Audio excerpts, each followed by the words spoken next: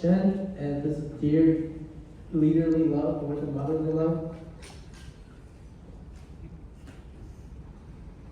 So I watched Fushigi Tensaya with the story of the blooming flower, which follows Japanese florist Masahiro Shimozawa. And his mother was devoted her entire life to breeding a new flower, but she died too early, and Shimozawa continues her legacy. But once he completely breeds the new flower, he's forced to sell the patent for it because he needs the money. And after this, the flower comes to represent the prostitutes of Japan, and obviously Shimozawa is very sad about this because it's his mother's flower. So, as his personal atonement, he decides to create a completely new and unique flower to represent his mother, and by extension, all the mothers of the world and motherly love in general. But through this process, he encounters several woes of capitalism, as I'm dubbing. I'll get to those later. But through that, he decides to devote the flower instead to North Korean leader Kim Jong-il and names him Kim Jong-il. So is the story true? The Kim Jong-il Hwa is a real flower, and it was breeded by a Japanese florist. It took him 20 years to create the flower, as shown in the movie. And the florist also sends a letter to Kim Jong-il devoting the flowers to him, which is also shown in the movie. And that's the flower. I think it looks pretty cool. But in the movie, the florist's name is Masahiro Shimozawa, while the real florist's name was Mototero Kamo. And this difference in names makes me believe that the experiences that Shimozawa went through don't really align with Kamo went through. And furthermore, Kamo breeded this flower specifically for Kim Jong-il's birthday. And the flower was engineered to bloom specifically on Kim Jong-il's birthday. And I'm not a florist, but I think that'll take a really long time to do. So, Kamo definitely had Kim Jong-il in mind for a long time when breeding this flower. But 20 years is also a really long time, so he might have started with other devotions like motherly love, but there's just not enough information to tell. And I think they did a really good job casting because I couldn't tell the difference between these two people. That's my dad. Okay, analysis. First, starting with the characters. So first of all, there's Shimozawa and his mother, who they have to sell the patent because they needed money.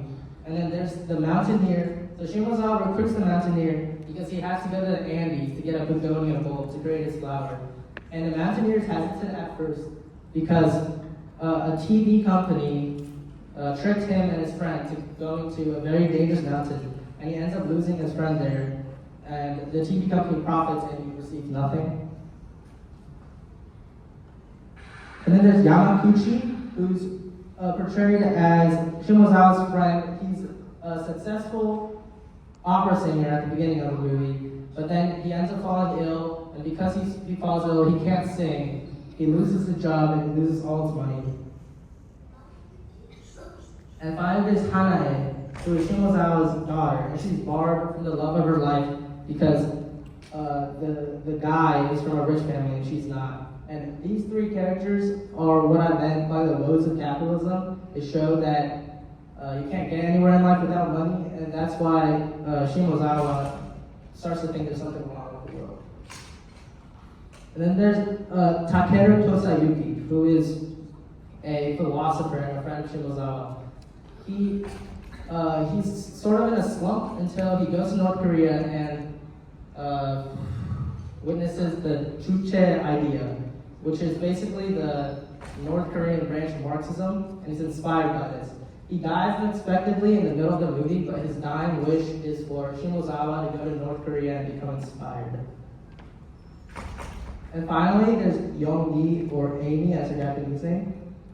She's a North Korean that lives in Japan for a time, and because of an accident caused by Shimozawa, becomes severely injured. And because she can't pay medical bills, she goes back to North Korea.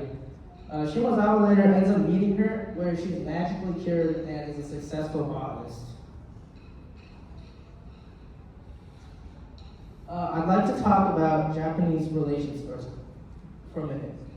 So, North Korea heavily persecuted and executed supporters of Japan after the colonial period. So you expect North Korean media to portray Japanese as evil. And this was true until the 1980s, where they adopted a mindset of good foreigners, which basically portrays foreigners, even their enemies, such as Americans or Japanese, as good, as long as they accept the Chuche philosophy in the end.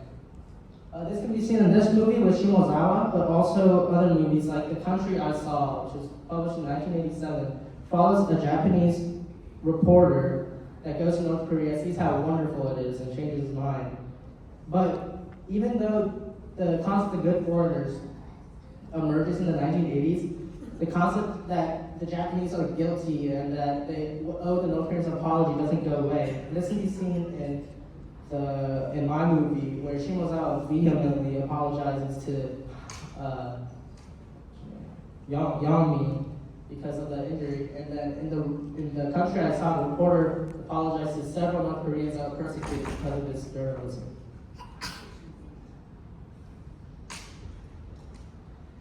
And then I'd like to talk about the Arduous March, which was the period of Great Famine in the 1990s in North Korea, which was dubbed the Arduous March by the North Korean government.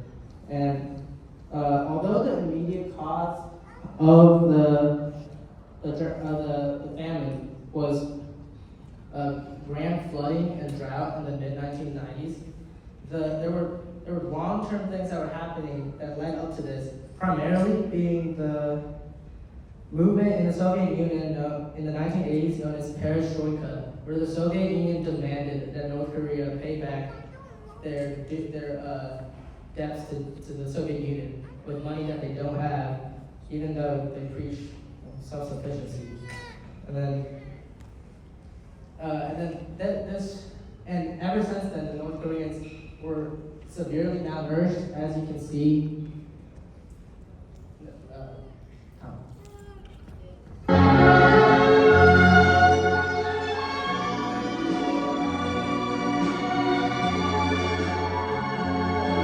It's the movie portrayal.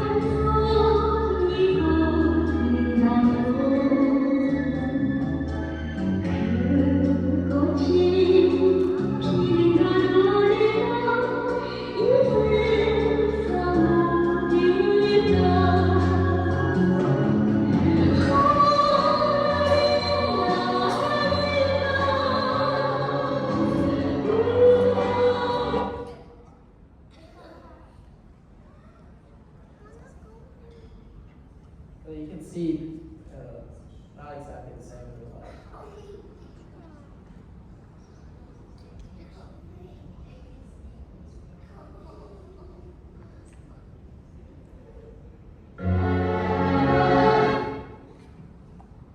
Before my conclusion, I want to show the clip that made me name the presentation the way I named it. I called it Dear Leaderly Love because Shimozawa says that the North Korean leader's love is more than his mother's. And I don't know about you, but I think devoting your entire life to create a flower to devote to your mother and motherly love, just to switch to some random Asian fat guy and saying they have more love is kind of insane. But that's what he says. 사실 저는 자식을 낳아 키우며 자의 원기를 주는 모든 어머니들에게 드리고 싶은 심정에서 20여 년간 심어를 당하죠. 이 꽃을 육종해 왔습니다. 그런데 저는 이 세상 모든 어머니들의 사랑을 다 합친 것보다 더 뜨겁게 인간애를 지니신 위인을 알게 되었습니다. 그 걸출한 위인은 인간 중심, 인간 사랑의 주체 사상을 창시하신 조선민주주의인민공화국의 김일성 주석이 주체 사상을 현실로 뽑혀 나가시는 김정일 비서이십니다. Kim Jong Un must be some crazy figure because I don't know anyone that loves him more than your mom. So it doesn't take a genius to figure out the goal of the movie is propaganda for the Chusha idea and to take down capitalism for promoting greed and putting people in poverty. But I mean, it's not exactly wrong that you can't do anything in capitalist society without money. And it's not like the US doesn't make propaganda films. Any film about the American dream is basically propaganda. But the difference is that American dream films show that people go through suffering before becoming great. And they don't magically get cured of severe illnesses.